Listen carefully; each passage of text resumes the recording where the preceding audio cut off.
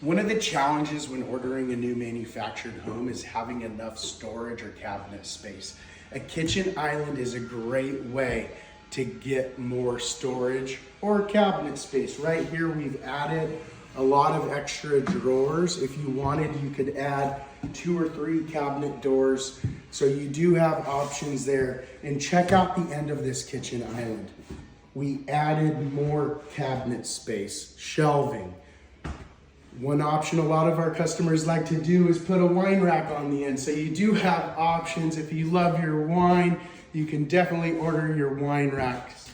This is one of the largest kitchen islands that you're gonna see in a manufactured home. You can easily fit 4 to 5 bar stools.